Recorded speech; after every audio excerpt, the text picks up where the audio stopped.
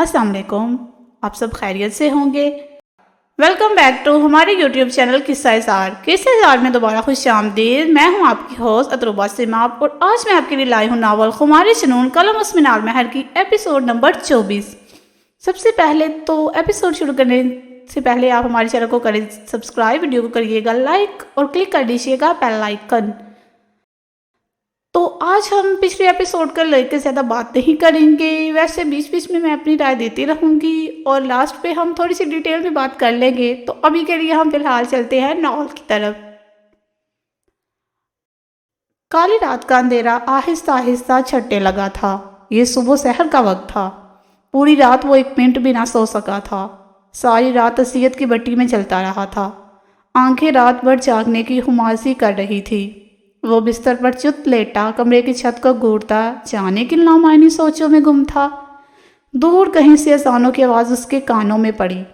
اس نے چونک کر ایک نظر وال کلاک پر ڈالی، یعنی کہ اگلا دن نمودار ہونے کو تھا، مگر وہ پوری رات جاگ کر گزار چکا تھا۔ زندگی کی مصروفیت پھر سے شروع ہونے والی تھی۔ وہ ساری سوچوں کو جھٹکتا بستر سے اترتا باتھ روم کی جانب بڑھ گیا۔ کچھ دیر بعد وہ باہر نکلا تو اس کے چہرے اور بازوں سے پانی کے قطرے ٹپک رہے تھے، یعنی وہ وضو کر کے آیا تھا۔ اب وہ چائے نماز بچھاتا خود کے حضور جھک چکا تھا۔ نہایت خشوع و خضوع سے نماز ادا کرتا وہ ہر دنیاوی سوچ کو ذہن سے نکال کر اپنے خدا سے ہم کلام ہونے لگا تھا۔ نہایت ہی تسلی سے نماز ادا کرتے وہ دعا کے لیے ہاتھ اٹھا چکا تھا۔ اپنی سرخ ہتھیلیوں کو گھورتے اسے سمجھ نہ آئی کس طرح اپنے خدا کے حضور اپنی عرضی پیش کرے۔ یا اللہ، تو دلوں کے حال جانتا ہے۔ اے میرے مالک، تو میری شہرت سے بھی زیادہ میرے قریب ہے۔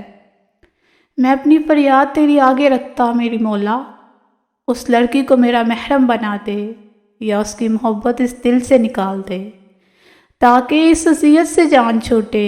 یا خدا، میں تیری رضا پر راضی ہوں، تو بہتر کار ساز ہے، میرے دل کو سکون دے دے۔ وہ ہاتھ اٹھائے اپنے رب کے آگے اپنی عرضی بڑی محبت سے رکھ رہا تھا، اور بھلا اس خدا سے بہتر کون جانتا ہے کہ کیا چیز ہمارے لیے بہتر ہے۔ کبھی کبھی ہم ایسی چیز کے پیچھے بھاگنے لگتے ہیں جو ہمیں ہمارے لیے بہت اچھی لگتی ہے، پر حقیقت تو وہ رب ہی جانتا ہے۔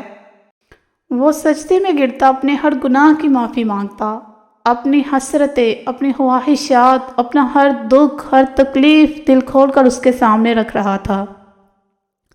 اس کی آنکھ سے بہتے آنسو جائے نماز میں جذب ہوتے جا رہے تھے۔ جیسے جیسے وہ اپنا حال اپنے رب کو سنا رہا تھا، اسے اپنی رگ رگ میں سکون دوڑتا محسوس ہو رہا تھا۔ کب سے تڑپتے دل کو قرار سا آ گیا۔ اس نے اپنا معاملہ خدا کے سپرد کیا تھا۔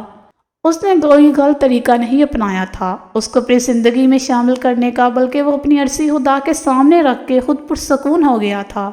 اسے اپنے خدا پر بھرپور توکل تھا کہ وہ اپنے بندوں کے ساتھ غلط کر ہی نہیں سکتا۔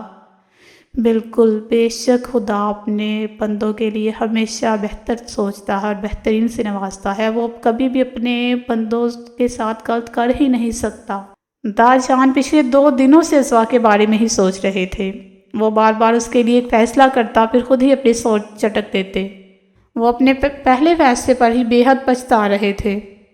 میرو اور یزدان کا رشتہ جس موڑ پر آ پہنچا تھا، وہ خود نہیں جانتے تھے کہ ان کے رشتے کا کیا انجام ہونے والا تھا۔ ابھی تو دونوں طرف سے گہری چپی تھی جو کسی شدید طوفان کی پیشن گوئی کر رہی تھی۔ وہ یزدان سے اس وقت بے تحاشا ناراض تھے۔ جس تکلیف سے میرو اس وقت گزر رہی تھی، اس تکلیف کا وہ اندازہ بھی نہیں لگا سکتے تھے۔ ہر تکلیف کا ذمہ دار یزدان تھا۔ دادا جان آرام دہ کرسی پر بیٹھے سر اس کی پشت پر ٹکائے بہت کچھ سوچنے میں مصروف تھے۔ ان کے بچوں کی زندگی میں کیسا طوفان آیا تھا جو ہر چیز تباہ کرنے کے در پر تھا۔ دادا جان، آ جاؤں؟ وہ دروازہ کھٹکھٹاتا ابھی دہلیز پر کھڑا اجازت طلب کر رہا تھا۔ دادا جان نے چونک کر دروازے کی طرف دیکھا، پھر شفیق سی مسکان چہرے پر سجائے سرس بات میں ہلایا۔ کوئی کام تھا بچے؟ اسوا تو ٹھیک ہے؟ وہ اس کی طرف متوجہ ہو چکے تھے۔ نہیں تو، میں تو ویسے ہی آپ کی خیریت دریافت کرنے آیا تھا۔ وہ اپنی بات کہتے ہوئے کچھ ہچکچا رہا تھا۔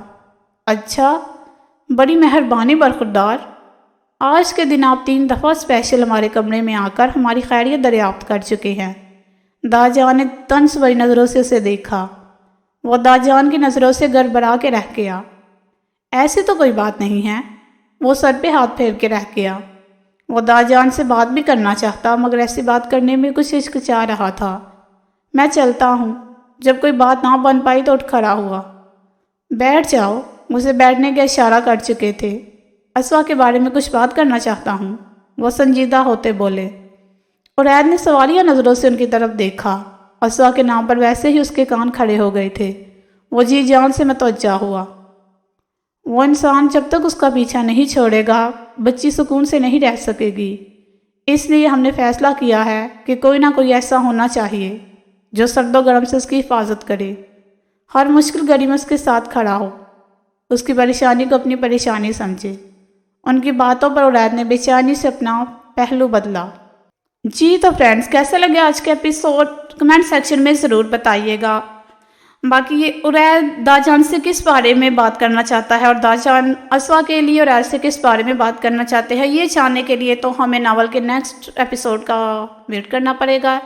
चले तब तक के लिए हमें दे इजाज़त। अल्लाह हाफिज़।